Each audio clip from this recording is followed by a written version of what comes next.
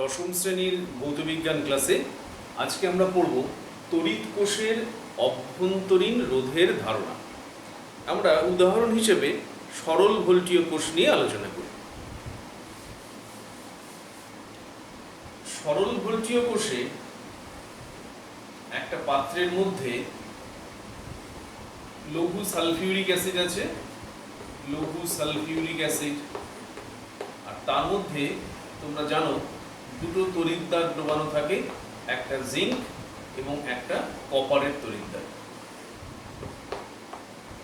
এবং এই জিঙ্কের তড়িৎদ্বারটা রাসায়নিক ক্রিয়ার ফলে এটা নেগেটিভ আধানগ্রস্ত হয়ে যায় এবং কপার পজিটিভ আধানগ্রস্ত হয়ে যায়। তাহলে কপারের তড়িৎদ্বারটা হলো উচ্চ বিভবে আছে এবং জিঙ্ক তড়িৎদ্বারটা নিম্ন বিভবে আছে। ঠিক আছে, এবার যদি তুমি বাইরে থেকে পরিবাহী তার দিয়ে এই দুটো তড়িৎদ্বারকে যুক্ত করে দাও, তাহলে আমরা জানি কি তড়িৎ উচ্চ বিভব বিন্দু থেকে নিম্ন বিভব বিন্দুর দিকে যায়। তাহলে এক্ষেত্রে এদিক থেকে এদিকে তড়িৎ প্রবাহ হবে। তাহলে এটা হচ্ছে বহির্বর্তনী। বাইরে যে তারটা দিয়ে যুক্ত করা হচ্ছে এটা হচ্ছে বহির্বর্তনী, তার মধ্যে তড়িৎ প্রবাহ উচ্চ বিভব থেকে নিম্ন বিভবের দিকে যাবে। আবার এখান থেকে তোমরা জানো জিঙ্ক 2+ আয়ন বেরিয়ে আসে, এর সাথে বিকর্ষণে দ্রবণের H+ আয়নগুলো কপারের গায়ে গিয়ে জমা হয়। তাহলে এই কোষের অভ্যন্তরে তড়িৎ প্রবাহ কোথা থেকে হচ্ছে? দেখো, নিম্ন বিভব থেকে উচ্চ বিভবের দিকে হচ্ছে। তাহলে কোষের বহির্বর্তনীতে, মানে এই বাইরের তারটা দিয়ে উচ্চ বিভব থেকে নিম্ন বিভবের দিকে তড়িৎ প্রবাহ হয় এবং কোষের ভেতরে নিম্ন বিভব থেকে উচ্চ বিভবের দিকে পজিটিভ আধানের প্রবাহ, তার মানে তড়িৎ প্রবাহ ঘটে। ঠিক আছে, এবার এই কোষের মধ্য দিয়ে যে তড়িৎ প্রবাহ হয়, সেই তড়িৎ প্রবাহ যাওয়ার সময় এই কোষের ভেতরে যে তরল আছে সেই তরল তাকে বাধা দেয়, তার মানে একটা বাধা সৃষ্টি হয় কোষের ভেতর তড়িৎ প্রবাহ হওয়ার সময়। তাহলে এই যে বাধা, এটাকেই আমরা বলি কোষের অভ্যন্তরীণ রোধ।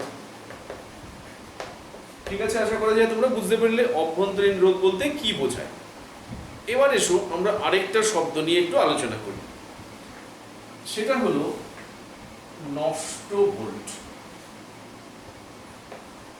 নষ্ট ভোল্ট ইংরেজিতে বলা হয় লস্ট ভোল্ট। ধরা যাক বহির্বর্তনী রোধ, এটা হলো R। এই যে বাইরে যে তারটা দিয়ে যুক্ত করেছি, এই তারের রোধ ধরা যাক ক্যাপিটাল R।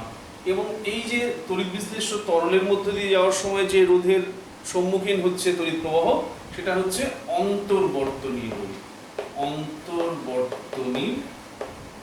রোধ। এটাকে আমরা ধরছি স্মল r।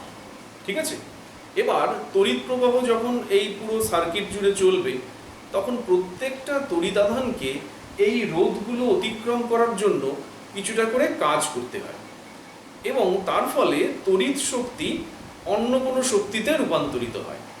যেমন ধরো, বহির্বর্তনীর এই R রোধের মধ্য দিয়ে যখন তড়িৎ প্রবাহ যাবে, তখন তড়িৎ প্রবাহের ফলে তড়িৎ শক্তি তাপ শক্তিতে রূপান্তরিত হয়।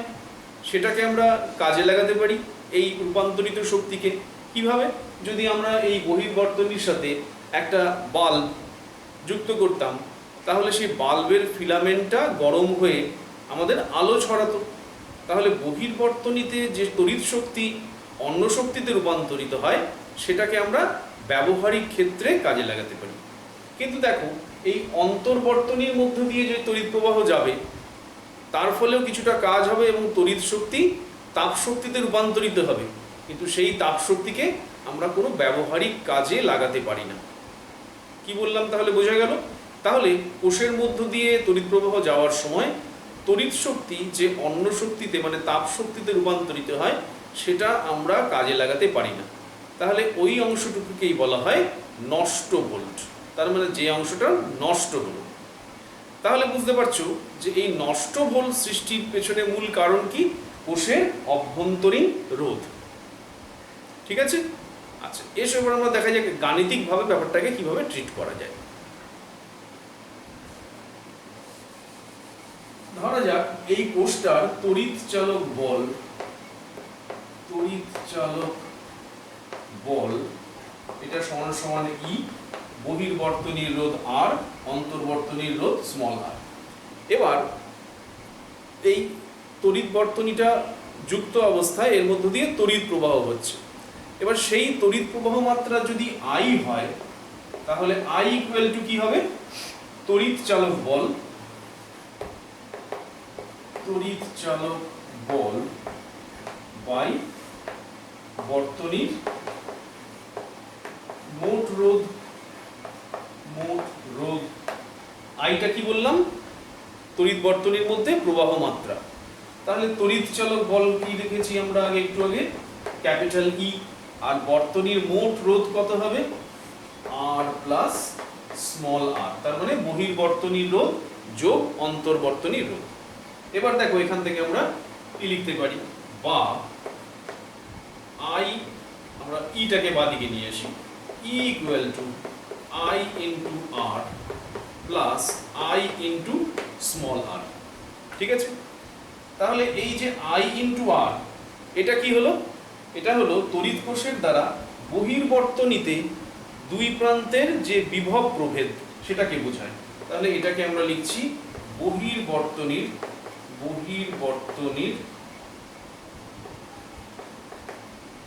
বহির্বর্তনীতে সৃষ্ট বিভব প্রভেদ।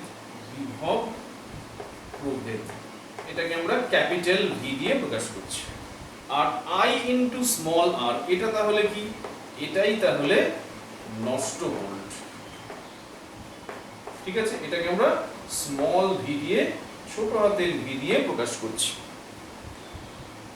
ঠিক আছে? আচ্ছা, এবার দেখা যাক এই আই আর এবং আই স্মল আর এটা দিয়ে আসলে কি বোঝাচ্ছে। এটা মুছে দিচ্ছি।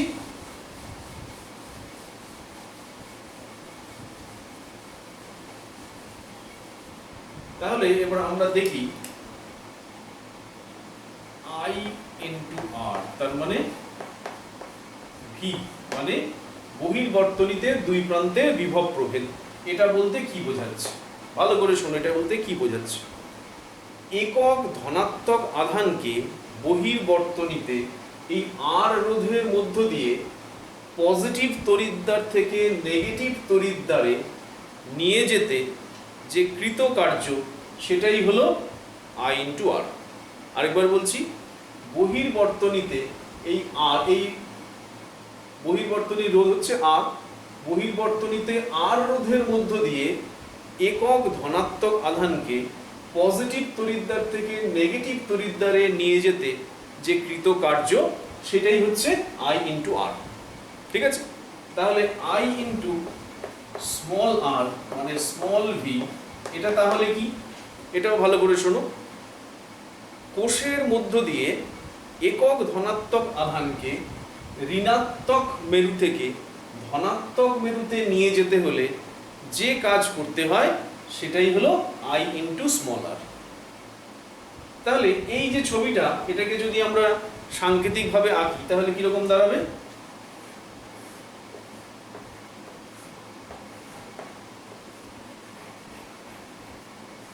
তাহলে এটা হলো বহির্বর্তনীর রোধ আর, এর মধ্য দিয়ে তড়িৎ প্রবাহ মাত্রা যাচ্ছে আই, কোষের তড়িৎ চালক বল হচ্ছে ই এবং অভ্যন্তরীণ রোধ হচ্ছে আর। তাহলে এটা হলো পজিটিভ মেরু, এটা নেগেটিভ মেরু। তাহলে এই পথে এইভাবে তড়িৎ প্রবাহ হচ্ছে। ঠিক আছে? আচ্ছা, এবার দেখো তাহলে এই যে বর্তনীটার ছবি আমরা আঁকলাম, এটা অনুযায়ী কি দাঁড়াচ্ছে? E equal to I into R plus I into small r. এবার যদি এই আর রোধটা না থাকে, তার মানে আর যদি জিরো হয়, আর জিরোর মানে কি? বর্তনীটা মুক্ত, দুটো প্রান্তকে আর রোধ দিয়ে যুক্ত করা হয়নি। তাহলে মুক্ত বর্তনীতে E equal to I into small r হয়ে যাবে। তাহলে দেখো এখান থেকে আমরা তড়িৎ চালক বলের সংজ্ঞায় আসতে পারি। কি হতে পারে? যে মুক্ত বর্তনী অবস্থায় আছে, এই অবস্থায় একক ধনাত্মক আধানকে এই তড়িৎ কোষের মধ্য দিয়ে নিম্ন বিভব বা নেগেটিভ তড়িৎদ্বার থেকে উচ্চ বিভব বা ধনাত্মক তড়িৎদ্বারে নিয়ে আসতে হলে যে পরিমাণ কার্য করতে হয়। কি বললাম? এই যে সমীকরণ, এটা অনুসারে আমরা কি বলতে পারি? একক ধনাত্মক আধানকে নিম্ন বিভব বা নেগেটিভ তড়িৎদ্বার থেকে পজিটিভ তড়িৎদ্বার বা উচ্চ বিভবে নিয়ে আসতে হলে যে কার্য করতে হয় সেটাই হলো আমাদের তড়িৎ চালক বল। ঠিক আছে, আশা করি এটা বুঝতে পারলে। আচ্ছা, এখানে একটা প্রসঙ্গ আলোচনা করা যাক।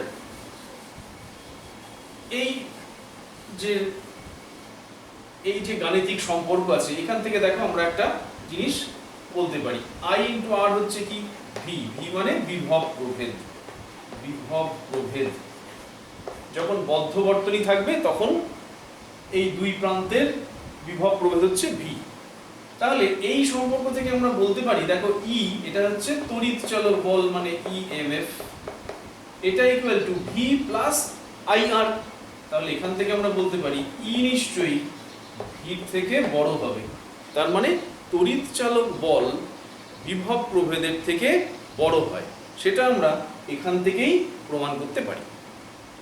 ঠিক আছে, আচ্ছা শেষমেশ চলো আমরা দেখে নিই তড়িৎ কোষের অভ্যন্তরীণ রোধ, অভ্যন্তরীণ রোধ কোন কোন বিষয়ের উপর, কোন কোন বিষয়ের উপর নির্ভর করে। ঠিক আছে, তাহলে 1 নম্বর হচ্ছে তড়িৎ দ্বারগুলির ক্ষেত্রফল। ঠিক আছে, পৃষ্ঠতলের ক্ষেত্রফল। এবার এই ক্ষেত্রফল যদি বাড়ে তাহলে রোধ কমে যায়। তড়িৎদ্বারগুলোর ক্ষেত্রফল যদি বড় হয় তাহলে রোধ কম হবে। 2 নম্বর হচ্ছে তড়িৎদ্বার দুটির দূরত্ব। যদি তড়িৎদ্বার দুটোর মধ্যে দূরত্ব বাড়ে তাহলে রোধও বৃদ্ধি পায়। তড়িৎদ্বার দুটোর মধ্যে দূরত্ব বাড়লে রোধও বৃদ্ধি পায়। 3 নম্বর হলো